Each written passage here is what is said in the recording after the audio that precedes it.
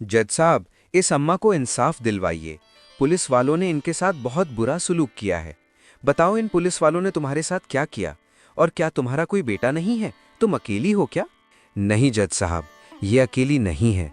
इनका एक बेटा भी है जो बॉर्डर पर खड़ा होकर अपने देश की रक्षा करता है। और वो बेटा मैं हूँ। और मैं आर्मी से छुट्टी लेकर आया हूँ अपनी माँ को इंसाफ दिलाने और इन पुलिस वालों को सजा दिलाने। भगवा फटा कुर्ता पहने 18 साल का अनाथ बंटी कतरा बीनकर गुजारा करता था, जब तक उसे केले बेचती एक बूढ़ी माँ नहीं मिली जो उसे अपना समझकर प्यार देने लगी। लेकिन किसी को नहीं पता था कि ये बूढ़ी माँ एक आर्मी ऑफिसर की माँ थी, जो अपनी बीमारी छुपाकर बेटे पर बोझ नहीं बनना चाहती थी। जब 3 पुलिस वालों ने रोज मुफ्त केले खाकर सड़क पर छिलके फेंकने शुरू किए और मासूम लोगों को गिराकर बूढ़ी माँ को बदनाम किया, तो बंटी ने अपनी 4 महीने की कचरा बीनकर जोड़ी गई पूरी कमाई लेकर एक वकील के पास जाने का फैसला किया।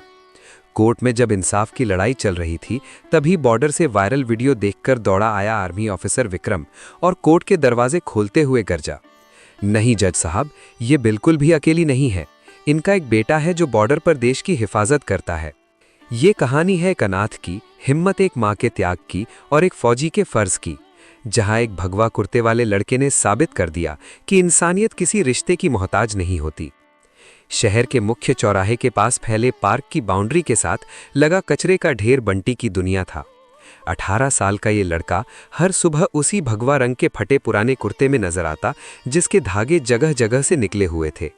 कुर्ते पर धब्बों की परतें जमी थी, मगर बंटी की आंखों में एक अजीब सी चमक थी जो उसकी ईमानदारी की गवाही देती थी। अनाथ होने का दर्द उसके चेहरे पर नहीं झलकता था, क्योंकि उसने जिंदगी से शिकायत करना छोड़ दिया था। वो रोज सुबह 5 बजे उठता, कचरे के ढेर से कागज, प्लास्टिक, शीशी और धातु की चीजें अलग करता और उन्हें बेचकर अपना पेट भरता। उसी पार्क के दूसरे कोने में हर सुबह आर्मी ऑफिसर विक्रम अपनी ट्रेनिंग करते नजर आते। उनकी खाकी वर्दी सुबह की धूप में चमकती और उनके जूतों की आवाज पार्क की शांति को तोड़ती। आर्मी ऑफिसर विक्रम का शरीर फौलाद जैसा मजबूत था और चेहरे पर देशभक्ति का तेज था। वे रोज दौड़ते, पुशअप्स करते और अपनी फिटनेस को बनाए रखने के लिए कठिन व्यायाम करते। बंटी कभी कभी दूर से उन्हें देखता और मन ही मन सोचता कि काश उसकी नी किस्मत में ऐसा जीवन होता। दोनों की दुनिया अलग थी, दोनों के रास्ते अलग थे, मगर किस्मत को कुछ और ही मंजूर था। आर्मी ऑफिसर विक्रम को आर्मी में भर्ती का पक्का ऑर्डर मिल गया और वो देश की सेवा के लिए बॉर्डर पर तैनात हो गए। बंटी वैसे ही कचरा बीनता रहा, उसकी जिंदगी में कोई बदलाव नहीं आया। महीने गुजरते गए और एक दिन बंटी की मुलाकात पार्क के पास केले का ठेला लगाने वाली एक बूढ़ी औरत से हुई। आर्मी ऑफिसर की मां सुमित्रा अपने बेटे को बॉर्डर पर भेज चुकी थीं और अब खुद केले बेचकर अपना गुजारा चला रही थीं। उनके बाल सफेद हो चुके थे, चेहरे पर झुर्रियों की लकीरें गहरी हो गई थीं, मगर आंखों में अब भी ममता की चमक बाकी थी। पुरानी सफेद साड़ी पहने आर्मी ऑफिसर की मां सुमित्रा रोज सुबह अपना ठेला लेकर आती और शाम तक केले बेचती। बंटी ने पहली बार उन्हें देखा तो उसे अपनी मां की याद आ गई, जिसे उसने कभी देखा नहीं था। वो उनके पास गया और पूछा, अम्मा, आप इतनी उम्र में ये ठेला क्यों लगाती हो? आपके घर में कोई नहीं है क्या? आर्मी ऑफिसर की मां सुमित्रा ने मुस्कुराते हुए जवाब दिया, बेटा, ऐसी बात नहीं है। मेरा बेटा फौज में है और बहुत बड़ा आर्मी ऑफिसर बनने जा रहा है, मगर मैं उस पर कोई बोझ नहीं बनना चाहती। मेरी तबीयत कुछ दिनों से ठीक नहीं रहती और दवाइयों का खर्चा उठाना पड़ता है। मैं नहीं चाहती कि मेरा बेटा परेशान हो, इसलिए उसे बताया नहीं है कि मैं बीमार हूं।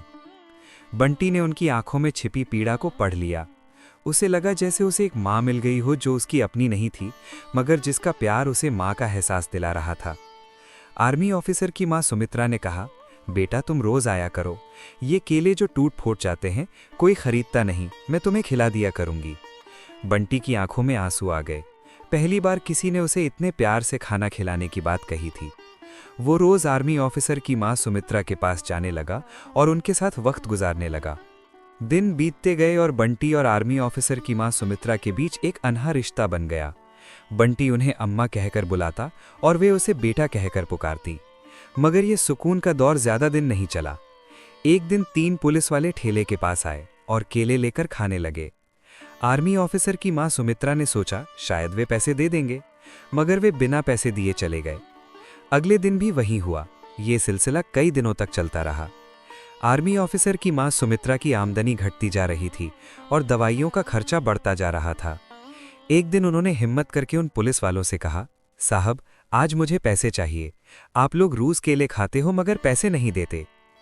तीनों पुलिस वालों में से एक, जो सबसे ज्यादा गुस्सैल था, बोला, देखो अम्मा, अगर आज के बाद तुमने पैसे मांगे तो हम तुम्हारे केले सड़क पर फेंक देंगे, समझ गई? आर्मी ऑफिसर की मां सुमित्रा चुप रह गईं, मगर अगले दिन फिर हिम्मत करके बोली, साहब, प्लीज मुझे पैसे दे दो, मेरी दवाइयां खत्म हो रही हैं। पुलिस वालों ने एक दूसरे की तरफ देखा और मुस्कुराए। उन्होंने केले खाए और उनके छिलके सड़क पर फेंक दिए। वो चौराहा बहुत व्यस्त था और गाड़ियों का आना जाना लगा रहता था। कुछ ही देर में एक स्कूटर सवार केले के छिलके पर फिसला और सड़क पर गिर गया। उसे चोट लगी और वो गुस्से से आर्मी ऑफिसर की मां सुमित्रा के पास आया। उसने चिल्लाते हुए कहा, ये क्या बदतमीजी है? तुम केले के छिलके सड़क पर फेंक रही हो। मेरी गाड़ी गिर गई और मुझे चोट लग गई, तुम्हें शर्म नहीं आती? आर्मी ऑफिसर की मां सुमित्रा ने हाथ जोड़कर कहा, बेटा, मैंने नहीं फेंके, मैं तो सिर्फ केले बेच रही हूं। मगर उस आदमी ने उनकी बात नहीं सुनी और उन्हें बुरा भला कहकर चला गया। पुलिस वाले ये सब देखकर जोर जोर से हंस रहे थे। एक ने दूसरे से कहा, देखा अम्मा से पैसे मांगने का नतीजा, अब समझ आया? बंटी ये सब देख रहा था। उसका खून खौल रहा था, मगर वो जानता था कि अकेले वो कुछ नहीं कर सकता। उसने आर्मी ऑफिसर की मां सुमित्रा से कहा, अम्मा, हम इन लोगों के खिलाफ कुछ करते हैं। आर्मी ऑफिसर की मां सुमित्रा ने कहा, बेटा, हम क्या कर सकते हैं, ये पुलिस वाले हैं। मेरे बेटे ने मुझे बताया था कि इनके खिलाफ कुछ मत करना, छोड़ दो बेटा। मगर बंटी चुप नहीं बैठा। उसने पार्क में एक रिक्शे वाले से पूछा कि अगर किसी वकील से मिलना हो तो कहाँ जाए। रिक्शे वाले ने उसे एक वकील का पता दिया जो गरीबों के केस लड़ता था। बंटी ने अपने 4 महीने की मेहनत से जोड़े पैसे निकाले। वो एक पुरानी प्लास्टिक की गुल्लक में पैसे रखता था, जिसमें कुछ मिले जुले नोट, कुछ सिक्के और कुछ गंदे नोट थे।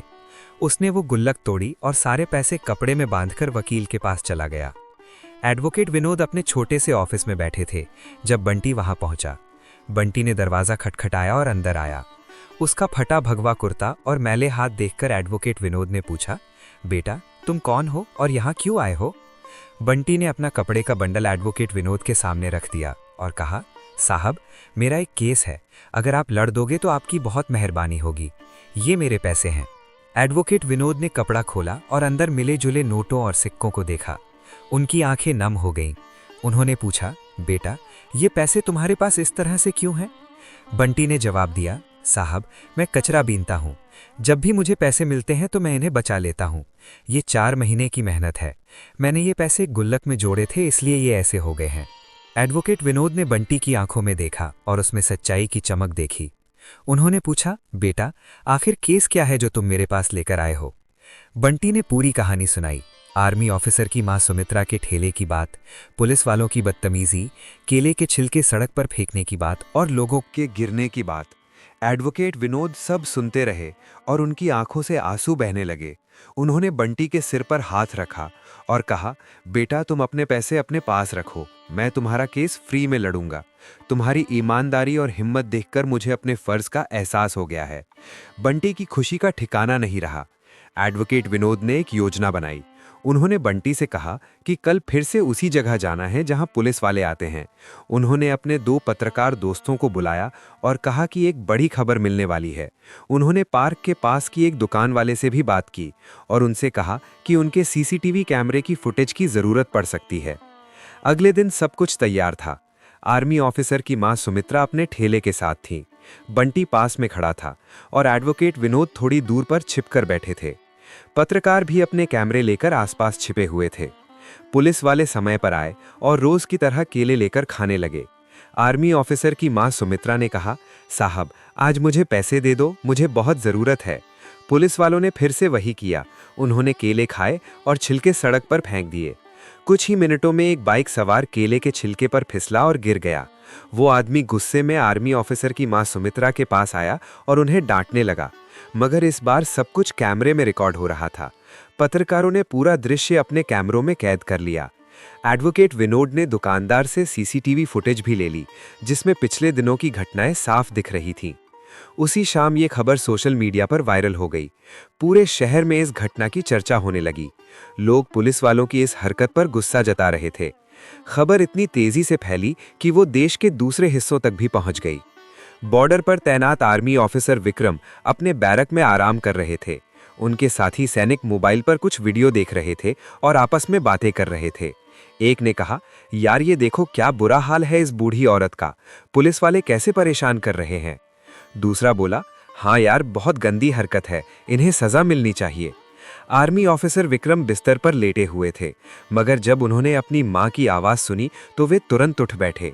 उन्होंने अपने साथी से फोन छीन लिया और वीडियो देखने लगे। वीडियो में आर्मी ऑफिसर की मां सुमित्रा साफ दिख रही थी और उनकी आवाज सुनाई दे रही थी, साहब मुझे पैसे दे दो, मेरी बहुत जरूरत है। आर्मी ऑफिसर विक्रम के हाथों से फोन छूट गया और उनकी आंखों से आंसू बहने लगे। वे जोर जोर से रोने लगे। उनके साथी सैनिक घबरा गए और पूछने लगे, क्या हुआ विक्रम, तू रो क्यों रहा है। आर्मी ऑफिसर विक्रम ने रुकते रुकते कहा, ये मेरी माँ है, मुझे नहीं पता था कि वे ठेला लगा रही हैं। मैंने उन्हें पैसे भेजे थे मगर उन्होंने बताया नहीं कि उनकी तबीयत खराब है। सभी सैनिक हैरान रह गए। आर्मी ऑफिसर विक्रम तुरंत अपने कमांडिंग ऑफिसर के पास गए और पूरा मामला बताया। कमांडिंग ऑफिसर ने वीडियो देखा और फौरन एक्शन लिया। उन्होंने कहा, आर्मी ऑफिसर विक्रम तुम इसी वक्त अपने घर के लिए निकल जाओ, ये आदेश है, तब तक मत लौटना जब तक तुम अपनी माँ को इंसाफ न दिला दो। हम सब तुम्हारे साथ हैं, खुद को अकेला मत समझना। आर्मी ऑफिसर विक्रम ने तुरंत अपना बैग पैक किया और घर के लिए निकल पड़े। उनका दिल तेजी से धड़क रहा था और दिमाग में हजारों सवाल चल रहे थे। दूसरी तरफ एडवोकेट विनोद ने कोर्ट में केस दायर कर दिया था। उन्होंने सभी सबूत, वीडियो फुटेज और सीसीटीवी रिकॉर्डिंग कोर्ट में जमा कर दी। जज में केस की गंभीरता को देखते हुए जल्द सुनवाई का आदेश दिया। कोर्ट में सुनवाई का दिन आ गया। आर्मी ऑफिसर की मां सुमित्रा, बंटी, एडवोकेट विनोद और तीनों पुलिस वाले कोर्ट में हाजिर थे। पुलिस वालों ने अपना वकील भी रखा था जो उनकी सफाई पेश करने की कोशिश कर रहा था। एडवोकेट विनोद ने कोर्ट के सामने पूरा मामला रखा। उन्होंने वीडियो और सीसीटीवी फुटेज दिखाई जिसमें साफ दिख रहा था कि पुलिस वाले जानबूझकर केले के छिलके सड़क पर फेंक रहे थे। उन्होंने बताया कि कैसे आर्मी ऑफिसर की मां सुमित्रा बार बार पैसे मांगती रहीं, मगर पुलिस वालों ने उन्हें धमकी दी और उनका मजाक उड़ाया। जज ने सारे सबूत ध्यान से देखे। फिर उन्होंने आर्मी ऑफिसर की मां सुमित्रा से पूछा, अम्मा आप कौन हैं? आपका कोई बेटा नहीं है जो आप इस उम्र में ठेला लगा रही है? इससे पहले कि आर्मी ऑफिसर की मां सुमित्रा कुछ जवाब देती, कोर्ट के दरवाजे जोर से खुले। सभी ने पीछे मुड़कर देखा। वर्दी में army officer Vikram court room में दाखिल हुए। उनकी खाकी वर्दी पर मेडल चमक रहे थे और उनके चेहरे पर गुस्सा और दर्द दोनों दिख रहे थे।